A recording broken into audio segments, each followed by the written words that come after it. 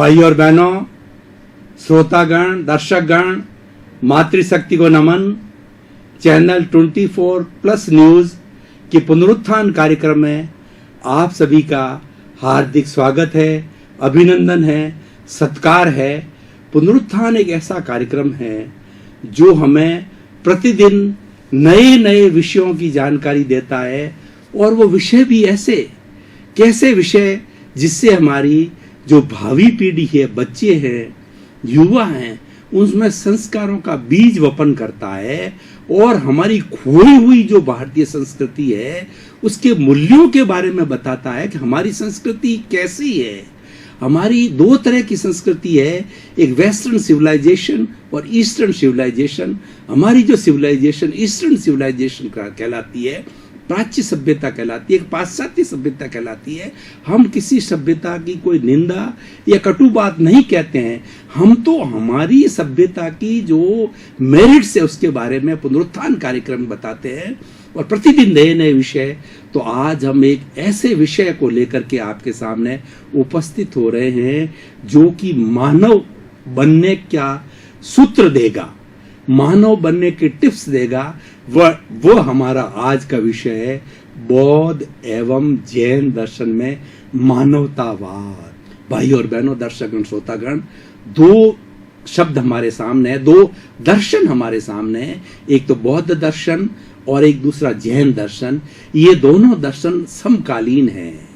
एक के 24वें तीर्थंकर जैन दर्शन के भगवान महावीर हुए और दूसरे के जो है बौद्ध दर्शन के भगवान बुद्ध हुए, और दोनों का जन्म बिहार प्रांत के अंदर हुआ था और करीब करीब समकालीन ही है। दोनों एक ही समय के अंदर ही उपस्थित हुए। इनको श्रमण परंपरा कहते हैं। इससे पूर्व हमारे भारत के अंदर वैदिक परंपरा चलती थी। वैदिक परंपरा में कुछ कुरीतियां आ गई थी, कुछ बुराइयां आ गई थी। उन बुराइयों के विरुद्ध जो है, ऐसा कहा जाता है कि necessity is the mother of invention. आवश्यकता आविष्कार की जननी है। जब जब आवश्यकता जैसी होती है तब तक वैसा व्यक्ति मिल जाता है, वैसा ईश्वर मिल जाता है और वो जगत का कल्याण करता है। अब देखिए, हम अपने देश की बात करें तो 60 वर्ष से जो पार्टी हमारे यहाँ काम कर रही थी उन्होंने कार्य अच्छा नहीं किया, और उन्होंने कुछ ऐसे कार्य, भ्रष्टाचार कहिए, महंगाई कहिए, कुछ भी कहिए, ऐसे कार्य होने की वजह से जनता त्रस्त हुई और वो एक्सट्रीम पर पहुंचने के कारण जनता ने अपना जो है राजपाट जो है ना उसको हटा करके दूसरा लेकर के आए, बीजेपी को लेके आए, नरेंद्र भाई को लेके आए। तो मैं ये कहना चाह रहा हूं कि परिवर्तन सृष्टि का नियम है। हर क्षण हर वस्तु बदलती है और ये प्राकृतिक रूप से होता है।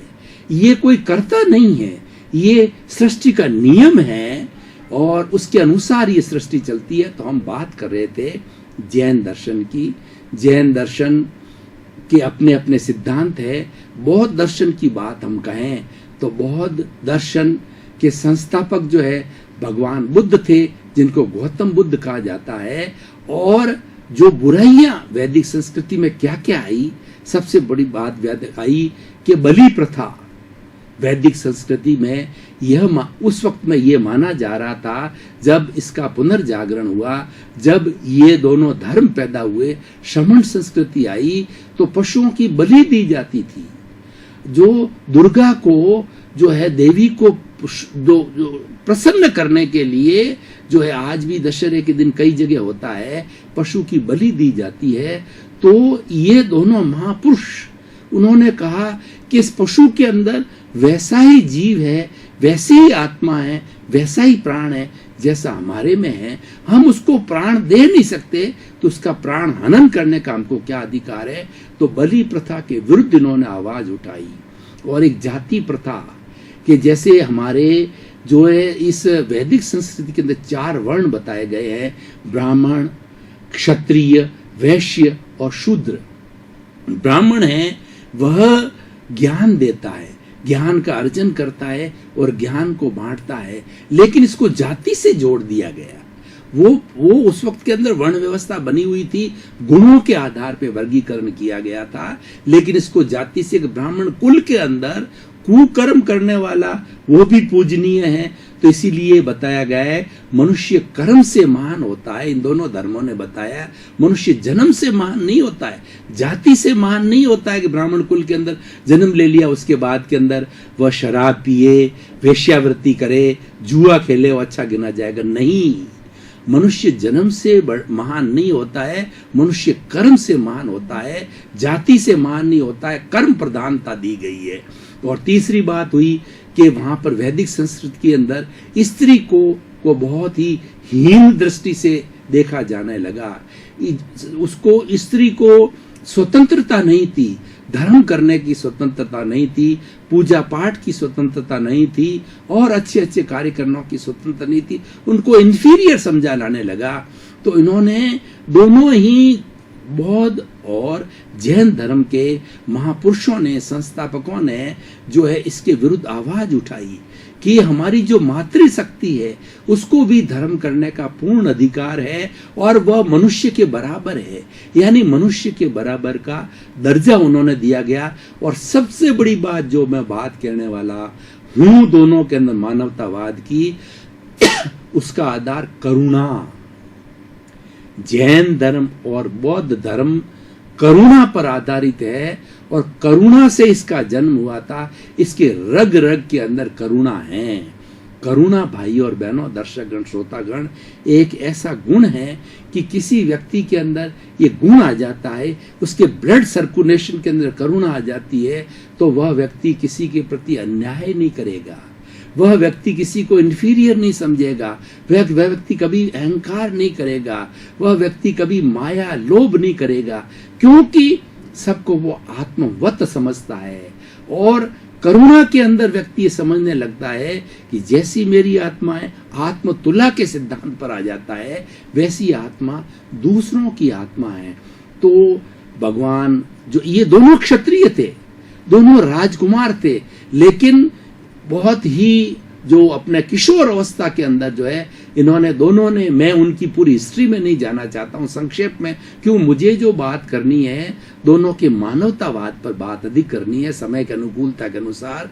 तो दोनों राजकुमार थे और दोनों राजपाट चलाते थे, लेकिन उनको अनाशक्ति हो गई, उनको वैराग्य हो गया। हमारी भारतीय संस्कृति के मूल्य जो है ना, कितने बड़े बड़े महान मूल्य है। अनाशक्ति, अनाशक्ति का मतलब नॉन अटैचमेंट। आप जीवन के अंदर जो हमारी आवश्यकता की पूर्ति हो जाती है, उसके अतिरिक्त सब चीजों को छोड़िए। यानी हमारा जो जीवन है बहुत ही जो है सादगीपूर्ण होना चाहिए। Simple living and high thinking पर दोनों धर्म आधारित है और निवृत्ति मार्ग है। निवृत्ति का मतलब होता है कि हम संसार में जितना आरंभ समारंभ संसार के सो सारे कार्य करते हैं उसको छोड़ करके हम जगत कल्याण का कार्य करें, आत्म शुद्धि का कार्य करें, आत्म कल्याण का कार्य करें। ये इस दोनों धर्म का मुख्य आधार है और अपनी अपनी व्यवस्था है। और दोनों धर्म जो है आत्मा में विश्वास करते हैं। ये बात अलग है कि भगवान बुद्ध ने जो है ये शुरू में ये माना कि इस सृष्टि के अंदर कोई भी चीज स्थायी नहीं है, हर क्षण हर वस्तु बदलती है। तो उन्होंने आत्मा को भी क्षणिक माना। इस तरीके से अनात्मवाद को उन्होंने जन्म दिया। लेकिन ये हीनयान ये की बात थी, उसके बाद में महायान उनका दूसरा आया। तो उन्होंने जब पुनर्जन्म की बात कही, उन्होंने सुकर्म और दुष्कर्म की बात कही और कुशल कर्म की बात कही, अकुशल कर्म की बात कही, तो धीरे धीरे उनको पढ़ने से आगे जाने से हमको मालूम पड़ जाता है कि आत्मा को उन्होंने भी स्वीकार कर लिया है। तो इस तरीके से ये जगत के बारे के अंदर बताते हैं कि जगत अपने आप, सृष्टि का कोई नियंता नहीं है, ये जगत अपने नेचुरल नियमों से, रूल्स कैलेमिटीज के हिसाब से चलता है। तो ये सब धर्म के अपने अपने सिद्धांत है। अब जो मुख्य बात मुझे करनी है वो जैन और बौद्ध धर्म के अंदर मानवतावाद क्या है। क्योंकि प्रश्न ये है कि आखिर हमारे जीवन का उद्देश्य क्या है और हमारी शिक्षा का क्या उद्देश्य है, हमारी सरकार का क्या उद्देश्य है, हमारे माता पिता का क्या उद्देश्य है और हमारे समाज का क्या उद्देश्य है। हर एक का एक उद्देश्य कॉमन हो कि मनुष्य मानव बने। पहले हम हिंदू, मुस्लिम, सिख, ईसाई कुछ भी बने या हैं वो बात दूसरे दर्जे पर है, पर पहले हम मानव हैं। और इसका एक सीधा सा उदाहरण भाई और बहनों, दर्शक श्रोतागण, हम चाहे हिंदू हो, मुस्लिम हो, सिख हो, ईसाई हो या और भी कोई जाति के हो, हर व्यक्ति के खून को निकाल के देखिए, सबका खून लाल रंग का है और सबका, किसी का खून सफेद रंग का नहीं है। ये सिमिलरिटी है।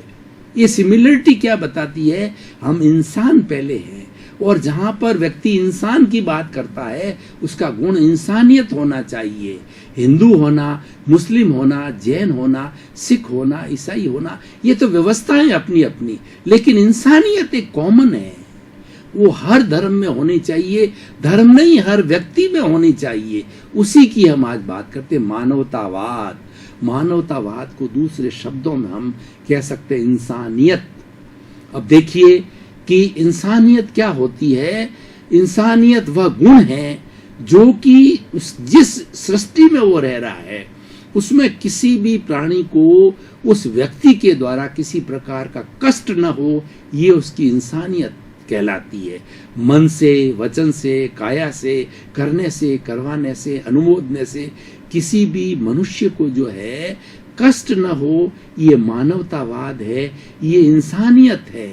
और इस इंसानियत के नियमों का वर्गीकरण करें तो कई तरह के नियमों का वर्गीकरण हो सकता है। उदाहरण के तौर पर भाई और बहनों, दर्शकगण, श्रोतागण, मैं आपको बताना चाहता हूं कि हमारी मूलभूत आवश्यकता है रोटी, कपड़ा, मकान, शिक्षा और चिकित्सा। हर मनुष्य को चाहिए, हर प्राणी मात्र को, ये मनुष्य मात्र को ये चाहिए। इसके बिना वो अपने जीवन का भरण पोषण नहीं कर सकता। तो ये तो हमारी नीड्स हो गई। लेकिन अब हम कष्ट की बात में आते हैं, अमानवता की बात में आते हैं, हैवानियत की बात के अंदर जाते हैं, तो क्या आता है? ग्रीड। जो ग्रीडी व्यक्ति होता है वो हैवानियत की परिभाषा में जाता है, वो अमानवतावाद की परिभाषा के अंदर जाता है, क्योंकि वो शोषण है। आपका परिवार 5 सदस्यों का है, आपको एक मकान चाहिए, एक गाड़ी चाहिए और जितने जितने अपने आराम से जीवन यापन करने के लिए साधन चाहिए, आप लीजिए।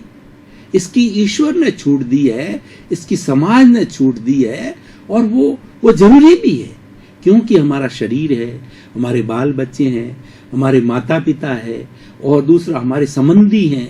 कोई संबंधी हमारे घर आए तो हमें उन्हें आदर, क्योंकि जो है वो अतिथि देवो भव की हमारी परंपरा है। अतिथि का सत्कार करना देव के सत्कार करने के बराबर है। हमारी परंपरा है, जो हमारी घर की चौखट पे आ गया तो उसकी जो नीड्स है वो पूरी करना हमारा दायित्व है, वो हमारा मॉरल है, वो हमारा एथिक्स है, वो हमें करना चाहिए। ये मानवतावाद है। लेकिन अब आप दूसरा पक्ष देखिए, इंसान की हैवानियत। वो ग्रिड की बात करते हैं, तो ग्रिड के लिए आप ये बताया गया इस सृष्टि के अंदर जितने भी 84 लाख जीवा योनि के प्राणी हैं, उन सब प्राणियों की मूलभूत आवश्यकताओं की पूर्ति करने के लिए सृष्टि ने सारी व्यवस्था आसानी से कर रखी है। तभी सृष्टि किसी भी प्राणी को जन्म देती है। वो उसका भरण पोषण नहीं कर सकती, उसकी बेसिक नीड्स को पूरा नहीं करती, तो सृष्टि ऐसे प्राणी को जन्म नहीं देती है। लेकिन अब मनुष्य, देखो, हैवानियत की बात करता हूं, अमानवतावाद की बात करता हूं कि मनुष्य एक ऐसा प्राणी है, इस सृष्टि की जितनी धन संपत्ति पूरी उसको दे दी जाए, उसका मालिक बना दिया जाए, उसका जो है उसको पूरा अधिकार दे दिया जाए, तो भी उसकी तृप्ति नहीं होती है। भाई और बहनों, दर्शकगण, श्रोतागण, काफी लंबे समय से हम गहन विषय के ऊपर मंथन कर रहे हैं। तरोताजा होने के लिए थोड़े समय का ब्रेक आवश्यक है, तो हम ब्रेक के बाद पुनः हाजिर होंगे।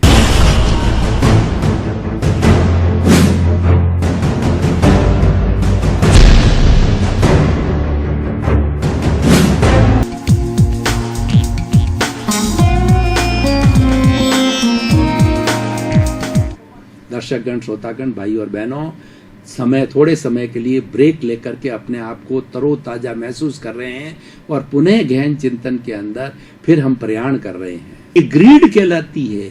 इसीलिए नीड और ग्रीड के अंदर आकाश पाताल का अंतर है, रात दिन का अंतर है। तो हमें नीड पूरी करना हमारा कर्तव्य है, हमारी मॉरल ड्यूटी है। लेकिन ग्रीड के अंदर जाना ये हैवानियत है, ये अमानवतावाद है। जैन और बौद्ध धर्म का जो कंसेप्ट यही है कि मानव बनाने के लिए आप ग्रीड को छोड़ो, अटैचमेंट को छोड़ो। आपकी जो जो आवश्यकता है वो आपका एक तरीके से नॉन अटैचमेंट है, ठीक है ना। और फिर भी अब देखिए ये हमारी संस्कृतियां कैसी है जो कि हमारे माइंड को फ्रेश करता है, माइंड को ब्रॉडन करता है, हमारी कॉन्शियसनेस को यूनिवर्सलाइज करता है, हमको वसुधैव कुटुंब का सदस्य बनाता है। कैसे बनाता है, कॉन्सेप्ट क्या है दोनों संस्कृतियों का, एक मैं छोटे उदाहरण के तौर पर भाई और बहनों, दर्शकगण, श्रोतागण आपको बताना चाहता हूं कि आपका मकान है, आप मकान का अच्छा बंगला है, आप मकान के मालिक हो, वो आपकी मिल्कियत को कोई कोसने वाला नहीं है, कोई मालिक बनने वाला नहीं है। लेकिन आपके भीतर क्या भाव है, आपके भीतर क्या चिंतन है। अगर आपके भीतर ये चिंतन है कि ये मकान मेरा है, ठीक है ना, मैं इस मकान का मालिक हूं और इस मकान का विस्तार करूंगा, इस मकान का श्रृंगार करूंगा, यानी आप उसके साथ अटैच हो गए, उसके साथ लिप्त हो गए, तो ये आपकी आसक्ति है। अब मैं एक दूसरा उदाहरण आपको बताता हूं भाई और बहनों, दर्शकगण, कि वही मकान आप दिमाग में क्या सोचते हैं कि मैं तो इस मकान का कस्टेडियन हूं, मैं तो इस मकान का चौकीदार हूं, मैं तो इस मकान, ये मेरी नेशाए में है, मेरी कस्टडी में है, मैं इनकी रखवाली करने वाला हूं। इस तरीके से हम शरीर के लिए भी कर सकते हैं कि शरीर माध्यम खलु धर्म साधनम। हम इस संसार में सुख चाहते हैं, तो भाई और बहनों, दर्शकगण आप बतावें कि सुख किससे मिलेगा? शरीर से ही तो मिलेगा। शरीर स्वस्थ नहीं है तो सुख कैसे लोगे आप? तो हम शरीर की अपनी बात करें, लेकिन शरीर के लिए भी ये शरीर नश्वर है, ये शरीर से कभी न कभी आत्मा इस शरीर को छोड़ के जाएगी। तो हमें ऐसा चिंतन करना है कि मैं अलग, शरीर अलग। आप शरीर में रहते हुए अपने आप को अलग समझो। ये भेद विज्ञान है कि जो इसके भीतर विराजमान शुद्ध आत्मा भगवान है वो रियल है और मैं सोहन राज रिलेटिव हूं। दोनों मिलकर के एक तो हार्डवेयर है और एक सॉफ्टवेयर है। जो भीतर विराजमान शुद्ध आत्मा भगवान है वो सॉफ्टवेयर है और शरीर ही हार्डवेयर है। दोनों मिलकर के शरीर को चला रहे हैं, लेकिन हमारी समझ, हमारी सोच, हमारी प्रज्ञा, हमारी इंट्यूशन क्या होनी चाहिए, दोनों अलग अलग है। अगर दोनों को आपने एक ही मान लिया कि शरीर को चाहे आत्मा को एक ही चीज है, तो ये हमारा अज्ञान है, ये हमारी आसक्ति है और यही भारतीय संस्कृति में दुख का कारण माना गया है। हमारी जो संस्कृति है बहुत ऊंची संस्कृति है, हम शरीर तक की जाके नहीं टिके हुए हैं। जो हमारी पाश्चात्य वेस्टर्न सिविलाइजेशन है वो eat drink and B Mary के आधार पर आधारित है। खाओ पियो, ऐश करो, मौज करो। वहां पे हमारी जैसी संयुक्त परिवार प्रथा नहीं है और हमारी जैसी न्यूक्लियर फैमिली भी नहीं है। तो न्यूक्लियर फैमिली में कम से कम हम पति पत्नी का संबंध निभाते हैं, बच्चों का संबंध। ये मैं बातें भाई और बहनों, दर्शकगण, श्रोतागण क्यों कह रहा हूं, ये मानवतावाद से जुड़े हुए हैं। जब तक हम अपनी एथिक्स को, हमारे मॉरल्स को जानकारी में नहीं लाएंगे तब तक हम अच्छे मानव कैसे बनेंगे। अच्छे मानव बनने के लिए हमारी संस्कृति के अंदर जो मूल्य आधारित किए गए हैं, जैसे समता का मूल्य है, वैराग्य का मूल्य है, त्याग का मूल्य है, सहनशीलता का मूल्य है, तब तक हमारा मानवतावाद कहां से आएगा। मैं घर में रह रहा हूं, घर में 10 प्राणी हैं, लेकिन मैं तो इतना स्वार्थी हूं कि अपना सिर्फ काम करता हूं, खाने का, पीने का, सोने का, और जब दूसरे को सहयोग देने की बात आती है तो मैं नकार जाता हूं। ये मानवतावाद नहीं है, ये हमारी संस्कृति का मूल्य नहीं है। हमारी संस्कृति सहयोग की संस्कृति है कि आप जिस परिवार में रह रहे हो, जिस समाज में रह रहे हो, तो जिसकी जितनी जितनी आपकी औकात है, जितना जितना आपका दर्जा है, उतना उतना आप सहयोग कीजिए। और हमारी त्याग की संस्कृति है, हमारे घर के अंदर खाने वाले 10 लोग हैं और कोई अच्छी चीज बनी और अकेला सारी मैं ही खा गया 5 लोगों की, तो ये शोषण है, ये हमारी संस्कृति नहीं है, ये त्याग की भावना नहीं है, स्वार्थ की भावना है। तो हमारा जैन दर्शन और बौद्ध दर्शन जो है दोनों मानवतावादी है और वो मानवता का पाठ पढ़ाते हैं और उस मानवता के पाठ को इतने उच्च स्थान पर ले गए कि उन्होंने 3 तरह के लेवल्स बताए हमारी चेतना के, दोनों ही संस्कृतियों ने।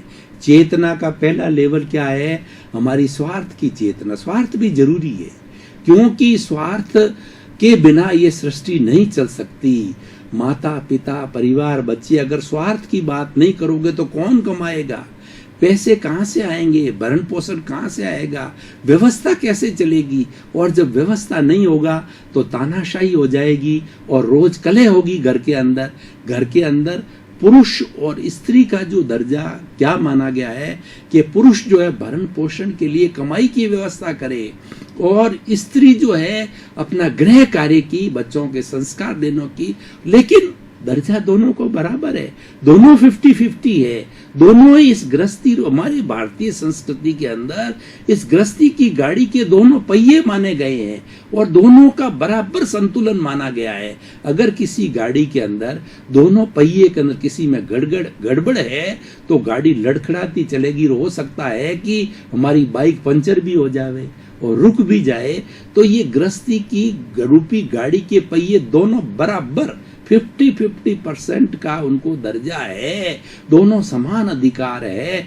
ऐसी सुंदर व्यवस्था भाई और बहनों, दर्शकगण, कई बार तो हम ताज्जुब करते हैं जब दूसरी संस्कृतियों को पढ़ते हैं, दूसरे देशों के अंदर जाते हैं और वो किस तरीके से ऐश आराम, खाने का, पीने का, बियर का, शराब का और अय्याशी का कैसा कैसा धंधा करते हैं वो तो देख करके बड़ा ताज्जुब होता है। वाह रे वाह, हमारी संस्कृति हमने कैसे भारत देश के अंदर और फिर कई देशों में, लगभग मैं 15-20 कंट्रीज के अंदर घूम चुका हूँ। कई देशों में घूमने के बाद के अंदर ये निष्कर्ष के अंदर में आया कि मेरी संस्कृति की तुलना विश्व की किसी संस्कृति के नहीं।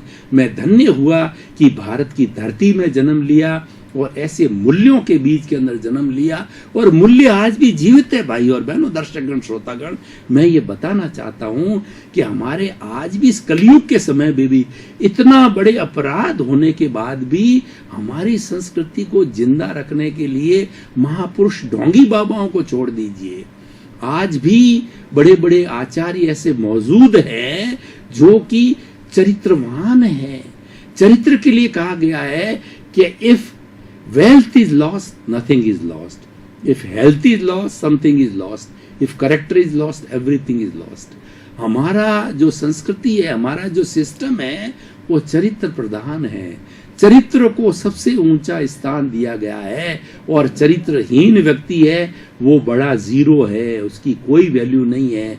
आज बड़े बड़े किन किन बाबाओं की मैं बात कहूँ, क्या कहाँ जेल के अंदर वो सड़ रहे हैं, जिनके पास करोड़ों अरबों रुपयों की संपत्ति उन्होंने एकत्रित की। उन्हें अन्यायी भी हो सकते हैं, लेकिन सवाल ये उनका चरित्र कितना गिरा हुआ है जिसको हमारी संस्कृति मान्यता नहीं देती और वो उसका उपयोग कर रहे हैं तो और उसका दुरुपयोग कर रहे हैं, तो किस तरीके से वो महापुरुष गिने जा सकते हैं। तो जैन और बौद्ध के अंदर मानवतावाद विषय के ऊपर हम ये निष्कर्ष तौर पर कहना चाहते हैं कि दोनों में समानता है। समानता क्या? करुणा की है। करुणा की अर्थ ये है कि जिस बात में मुझे कष्ट होता है वह व्यवहार में औरों के साथ न करूं। मुझे गाली अच्छी नहीं लगती है तो मैं गाली दूसरे को न दूं। मैं इंसल्ट मेरी कोई करता है तो मुझे बहुत दुख होता है तो मैं किसी अन्य की इंसल्ट नहीं करूं।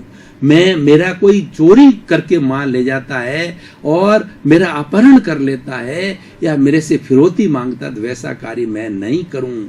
तो बंधुओं, जो आप कार्य नहीं चाहते हैं, जो आपका दिल और दिमाग नहीं चाहता है, वह कार्य आप औरों के लिए नहीं करें। यही दोनों ही धर्मों का मानवतावाद है और इस मानवतावाद के आधार आधार पर ही दोनों धर्म ने भारतवर्ष के अंदर विश्व के कई देशों के अंदर ख्याति प्राप्त की है, क्योंकि ऐसे उदाहरण अन्य देशों की अन्य संस्कृति के अंदर नहीं मिलते हैं।